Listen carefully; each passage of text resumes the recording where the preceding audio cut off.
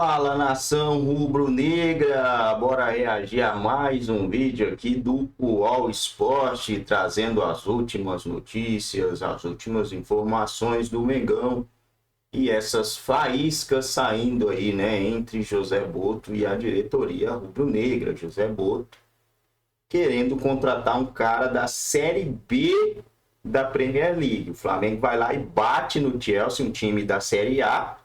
Aí vai o cara que quer contratar um atacante da Série B. Se o cara não tá no Nottingham Forest, no Newcastle, naquelas timeco de pequeno, timeco, mano. O Flamengo espancou o Chelsea. Nottingham Forest, os outros é timeco, seria time de Série B aqui, seria G4 aqui, Z4, por aí. Né? Aí o cara quer contratar um jogador desse? Ah, eu tô vendo muita gente defendendo o cara aí, mas não dá, gente. Ó o Juninho, quem que é Juninho, cara? O cara perde gol, perdeu gols aí. Ah, loucura, loucura, loucura, né? Vamos ver o que a imprensa tem a falar sobre esse negócio aí. E o Flamengo, hein? Voltou do Mundial, teve um papel digno, perdeu lá para o Bayern de Munique, caiu nas oitavas. E aí desembarcou no Brasil com um sopro, uma faísca, alguma coisa de crise, por incrível que pareça. O Flamengo que está indo bem, tem dinheiro, tem elenco, está líder do Campeonato Brasileiro, mas tudo começou com a contratação cancelada do Flamengo, ia fazer do jogador Mickey, e aí não vai, que era o cara da segunda divisão lá do campeonato do futebol inglês, e aí pegou mal essa possível contratação, foi cancelada, e aí o Boto agora parece enfraquecido e pode deixar o clube. Tem reportagem na sua tela aí sobre o assunto. O cancelamento dessa contratação do atacante irlandês Mickey Johnston, que já tinha até passagem comprada para o Brasil, incomodou o José Boto, que é o diretor de futebol do Flamengo, diretor remunerado. Reportagem do Bruno Andrade e também do André Hernan aqui no UOL aponta que o clube e o diretor refletem sobre uma possível rescisão de contrato, mas o BAP também se incomodou com algumas decisões do departamento de futebol, enquanto o Boto está decepcionando com a forte influência externa nos bastidores do Flamengo. Agora, o Rodrigo, que coisa, hein? Estava tudo muito bem. O Flamengo é o líder do Campeonato Brasileiro, está classificado na Libertadores, está na Copa do Brasil, fez um Mundial que todo mundo achou digno, caiu lá para o Bayern. Aí desembarca no Brasil, tem uma crise com o Boto pela contratação, vamos combinar, de um desconhecido Mickey Johnston. Tirone, como bem disse o nosso colega Igor Siqueira ontem na live sobre o Flamengo, crise o Flamengo faz em casa.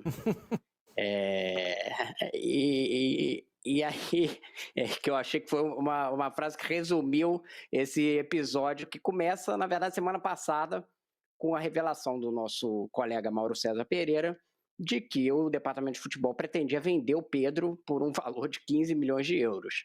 E isso aí já é a primeira fagulha. E aí a própria cúpula caiu muito mal, isso no conselho diretor, porque como funciona? O Boto é o diretor profissional do futebol e por cima tem um conselho diretor com o presidente, o BAP e outros membros que são quem dão as diretrizes aí do futebol. Eles acharam que era completamente estapafúrdia essa ideia de vender o Pedro por 15 milhões de euros, né? Que foi ventilado pelo próprio departamento de futebol para o Mauro. Então, esse já é a primeira rusga. Aí, na sequência, tem essa contratação desse irlandês Mike Johnston, que era da segunda divisão da Premiership, né? E que é cancelada depois. A justificativa oficial foi que o departamento médico indicou que ele não conseguiria jogar muito mais do que determinados minutos. Aí o Flamengo entendeu que não fazia sentido ter um jogador desse que não pudesse jogar a temporada inteira. Mas a verdade é que também teve um peso da repercussão na torcida, que ficou revoltada com a contratação de um jogador que tinha 3 gols na segunda divisão inglesa.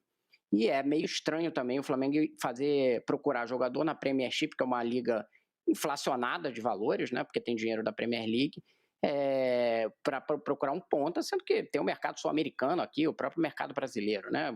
6 milhões de euros não é uma aposta, né? É quanto o Corinthians pagou, sei lá, no Garro. Então, tem que ter um parâmetro do que é aposta e o que é um jogador para chegar pronto. E depois disso foram descobrindo outras questões. Hoje a gente está publicando aqui outras coisas que têm problemas aí. O conselho diretor, ou seja, a cúpula, entende que tem que ter um substituto para o Gerson, o Boto acha que não precisa, que basta contratar os jogadores que ele já estava prevendo, que era um ponta e um meia, e que vai se resolver. Tem uma saída de um garoto da base, o Vitor Hugo, que já jogou 100 jogos pelo Flamengo, que foi cedido numa parceria para o Famalicão por 50%, 50% sem o Flamengo receber nada. Então essa é outra coisa que está em discussão. Todas as transações foram congeladas e já ontem o nosso colega Mauro César, entre outros colegas aí de outros veículos, publicava que o Boto estava refletindo se pedir a demissão, porque se entende desautorizado desde essa saída aí do Mike Johnston, né? Da saída não, da não vinda, né? O cara estava com a passagem comprada e de última hora se decidiu que ele não ia vir. Então tem uma... Quem fizer isso daqui que eu vou mostrar vai conseguir receber esse valor.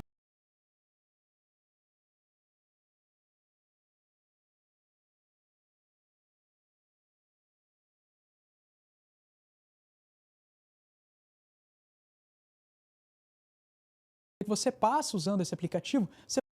Claramente uma divergência, uma falta de sintonia entre o que pensa a diretoria do clube, eu digo cúpula do clube, e o que pensa o departamento de futebol na figura do José Boto, que foi contratado para ter uma autonomia, mas com vetos eventuais. Então é uma fricção, não sei se vai sobreviver esse departamento de futebol, do jeito que está posto, com esse diretor. Se permanecer, vai ser com um desgaste, e como você diz, uma coisa curiosa que o Flamengo tem arrumado essa crise. O Flamengo não pode ficar sem jogar, não é nem por uma questão de perde ritmo de jogo. Se abrir a cabeça do torcedor, deixar vazia do torcedor, do dirigente e tal, começa a vir minhoca e surgem essas crises aí que o Flamengo cria dentro de si próprio. Não acho que foi uma coisa que surgiu de uma hora para outra. Em geral, quando acontece esse tipo de coisa, eu acho que é o caso, é uma fagulha de um problema que já vinha anteriormente de questões, né? Questões que eram postas ali, tanto que começa a sair um monte de informação negativa, né? Provavelmente a verdade não está nem numa ponta de que o Boto só comete erros, nem de que ele é perfeito e deveria ter autonomia, está no meio aí, mas fato é que tem uma tensão forte e fica sob questionamento e uma coisa que está em dúvida, eu estava até conversando ontem com o Mauro César, que a gente ainda não consegue entender exatamente qual é a posição do Felipe Luiz no meio dessa história. Ele concordava com tudo que o Boto estava fazendo, aceitou só as decisões, isso eu acho que é uma coisa que ainda a gente precisa apurar melhor para entender qual é a posição do técnico, porque se o diretor, eventualmente, o desgaste levar ele à saída, ou mesmo que ele fique mais desgastado, precisa ver se isso vai ter algum impacto com o Felipe Luiz ou se simplesmente ele segue a vida e vai tocar o trabalho de quem é um trabalho muito bom, né? Ele tem 3 derrotas, né? 4 derrotas, né? Com o Bayern, acho que foi a 4ª derrota. Então, realmente só no Flamengo para você explicar um clube que tem 4 derrotas e um técnico que tem 4 derrotas, que ainda só perdeu essa competição do Mundial para o Bayern, e o clube está em crise. As informações dizem que o Felipe Luiz e o Boto se dão muito bem, né? Que são próximos e tudo mais. Essa é uma questão nesse bolo todo. Agora, Danilo, a gente vai falar do Palmeiras daqui a pouco, mas é só a título de comparação. Talvez essa seja uma grande diferença entre, para mim, o que eu tenho falado, os 2 times espanhóis, o Real Madrid e o Barcelona brasileiros, fazendo uma comparação com o que eu tenho falado há algum tempo, né? Esses 2 times dominam o futebol brasileiro há 10 anos, pelo menos, um pouco menos. E com um ou outro que ganha aqui e ali, mas esses 2 são os que estão aí léguas de distância de todos os outros. E aí talvez uma diferença entre eles é exatamente essa. O Palmeiras acaba de ser eliminado, tem contestações com relação ao trabalho do Abel por parte da torcida, mas isso não parece que é imune às coisas lá dentro. E no Flamengo é exatamente o contrário. O Flamengo faz uma campanha considerada que legal, é líder do Campeonato Brasileiro e surge uma crise, como disse o Rodrigo, crise o Flamengo faz em casa. Talvez essa seja a grande diferença entre os 2 dominantes do futebol brasileiro. Tô certo? Sim, eu concordo e isso faz um tempo, né? Já faz um tempo que você consegue ver o Palmeiras ser um pouco mais blindado. E muitas vezes eu até critico aqui que é blindado até demais, de não conseguir entender o que o torcedor quer, não conseguir as necessidades do torcedor, nem só no aspecto de quem contratar ou não, porque aí eu acho que é meio maluquice, não tem como você ficar ouvindo a torcida para definir o que você vai contratar, mas digo outras necessidades mesmo, preço de ingresso, como vai lidar com a relação com a organizada. O Palmeiras ele é super fechado a ponto de às vezes não conseguir dialogar com o seu torcedor. Já o Flamengo, como disse o Mauro ontem, né, claramente influenciado pela essa questão de rede social, se vai trazer ou não, qual foi o peso. E olha que agora o Flamengo tem um diretor contratado, profissional, não é mais o Marcos Braz, que era um diretor institucional, né? Então é muito diferente como os dois lidam com esse tipo de pressão, como eles lidam com o barulho. E para mim, no final, eu até ia fazer essa pergunta para o Rodrigo, e ele falou no finalzinho, para mim a chave para entender essa crise do Flamengo, essa discussão que está no Flamengo, é a posição do Felipe Luiz. Porque se eu, como presidente, eleito lá pelos sócios e tal, tenho um diretor de futebol e um técnico falando que aquele jogador vale a pena e ele é bom, se eu tiver o dinheiro, se não for comprometer a minha parte financeira, administrativamente e tal, eu banco o que o diretor e que o técnico falaram. Eu não consigo entender, não consigo imaginar que o BAP entenda mais de futebol do que o Boto e o Felipe Luiz. Não estou dizendo que tudo que os dois vão querer, o BAP tem que fazer, não é isso. Mas para mim a chave é, o Felipe Luiz está dando aval para essas contratações, está entendendo o que o Boto está fazendo e está gostando do que o Boto está fazendo, aí eu estaria do lado do Boto e do Felipe Luiz. Agora, é o Boto sozinho tentando fazer essas contratações sem conversar com o Felipe Luiz, aí a gente pode ponderar. Agora, para mim, o ideal, né, seria ali um meio do caminho entre o que faz o Palmeiras e do que faz o Flamengo. Se não tiver o meio do caminho, aí neste ponto de lidar com a pressão, o Palmeiras faz melhor do que o Flamengo. Lívia, e no meio disso tudo, o Flamengo volta ao Brasileirão sem Gerson, que foi embora para o futebol russo, sem o Pulgar machucado, até desembarcou de cadeira de rodas, e o Wesley interessa a clubes europeus, pode sair, pode ser vendido, sei lá, assim como o Léo Ortiz também tem interesse de clubes europeus, e o Flamengo está no mercado tentando trazer, ou quase acertado, né, com o Jorge Carrascal para reforçar o meio de campo, além de buscar um reserva para o Arrascaeta. Esse é o cenário do Flamengo. O Flamengo, do ponto de vista de jogadores, ele volta para o Brasil mais fraco do que ele foi para o Mundial. Sem sombra de dúvidas, né? Inclusive, eu acho que esse ponto do Gerson também foi uma grande questão de desgaste, né? Eu não sei, depois até pedir para o Matos comentar sobre isso, mas essa é uma perda, assim, muito difícil de você conseguir substituir à altura, né? E óbvio, né? Chegou com dinheiro, pagou a multa e tudo mais, só que você também tem que fazer o contraponto, né? Como que você vai conseguir suprir essa falta, né, do Gerson? E aí tem todos esses outros elementos, né, que criam a crise em casa. Eu acho isso muito engraçado porque parece que o Flamengo e o Corinthians, eles têm esse elemento a mais, né, de conseguir dentro de casa mesmo construir as suas próprias crises. E nesse contexto, com desfalque, com uma questão de mercado, agora vai abrir também o mercado. Será que o Pedro também não pode acabar saindo nessa, né? O Mauro César já tinha trazido esse papo aí na semana passada, depois o Flamengo foi lá e desmentiu. Mas, assim, eu não estou comprando muito a narrativa do Flamengo nesse momento.